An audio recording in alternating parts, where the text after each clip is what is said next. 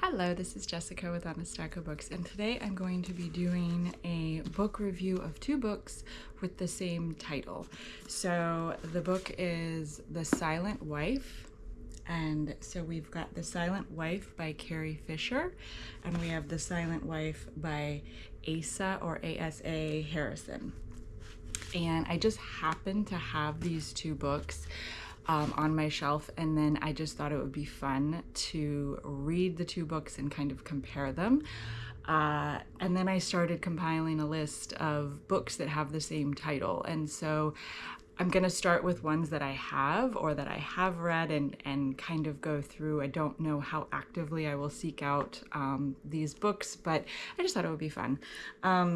So the first one that I read was this one, The Silent Wife by A.S.A. Harrison, and this is a married couple, Jody and Todd, but the funny thing is they're not actually technically married. They have been together for 20 years. They live as husband and wife. He has proposed several times. He wants to get married. He wants to have children. She was like very adamant, I don't want to get married. I don't want to have children. We'll just live as husband and wife, and this is enough for me. And they do, and they're happy. But he has lots and lots of affairs.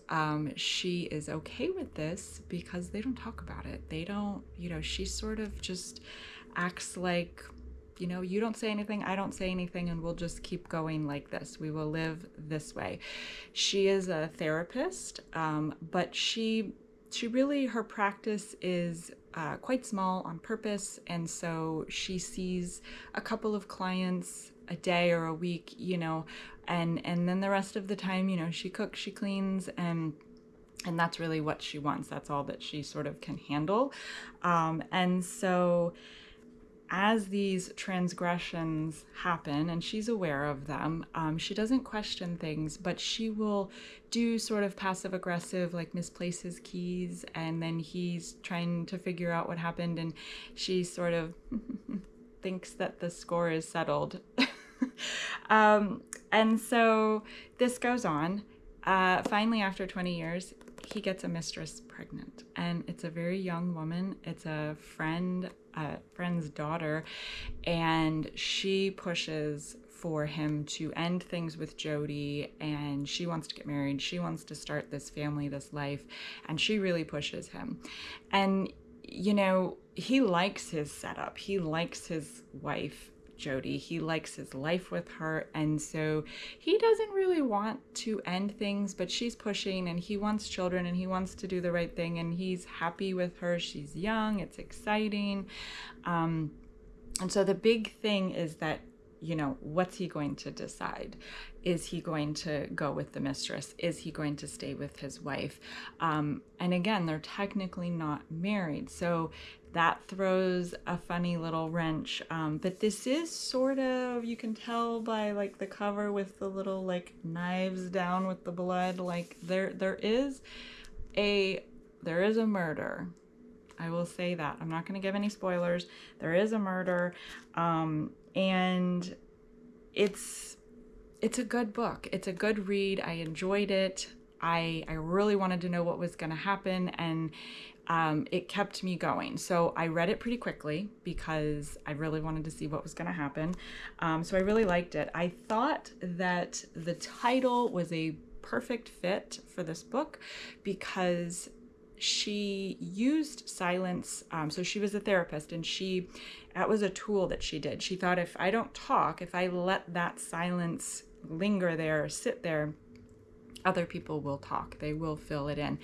And then with her husband, she stayed silent on a lot of the things that he was doing that she didn't like. And then because they technically weren't married, I thought it was sort of a play on words, like a silent partner, like, a silent wife.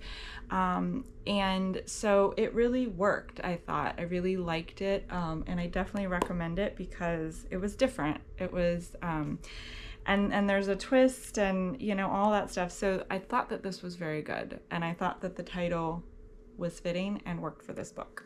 So now we are on to The Silent Wife by Carrie Fisher.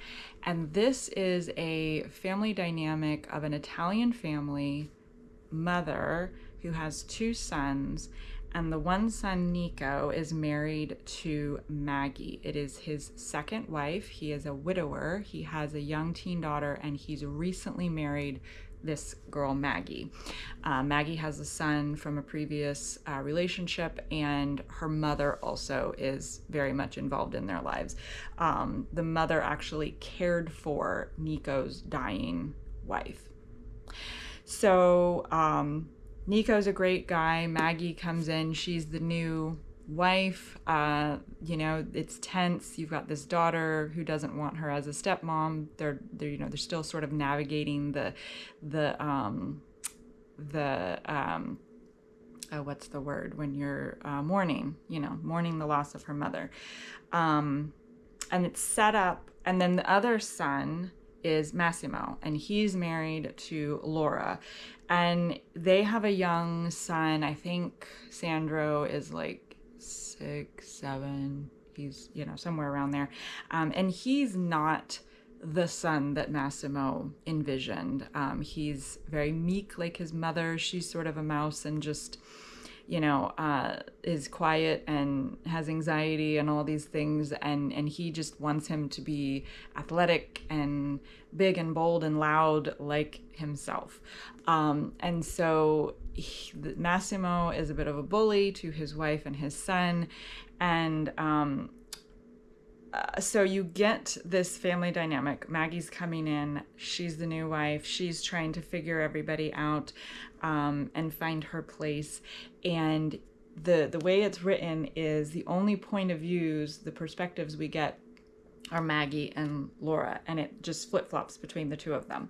And so Massimo is this very demonstrative, big Italian, good looking, comes into the room, he's hugging and kissing everybody and, making everybody feel special. And so she thinks he's great.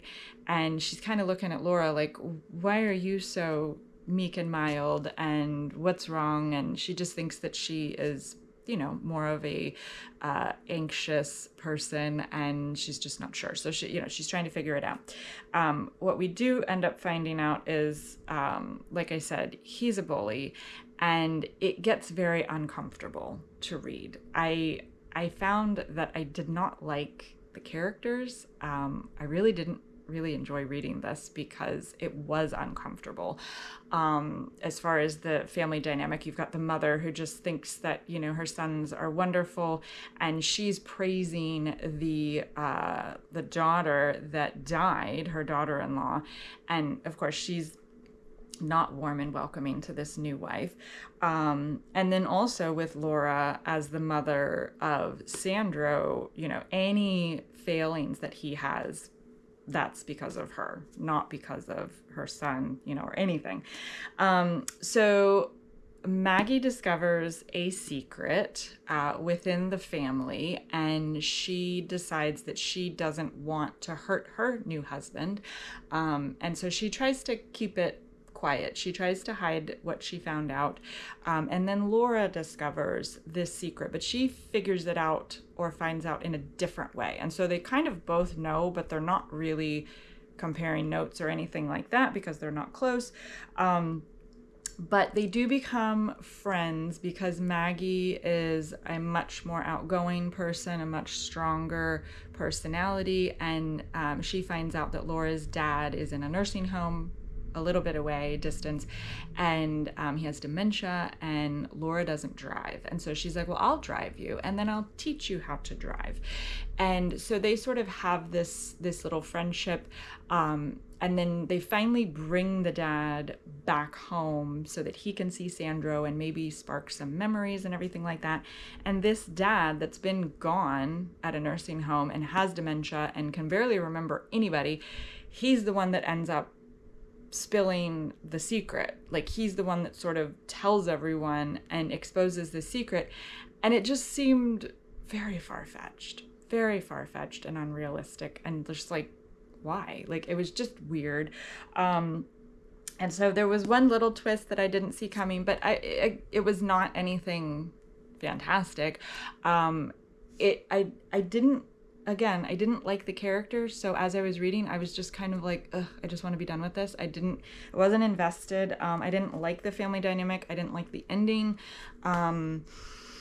Yeah.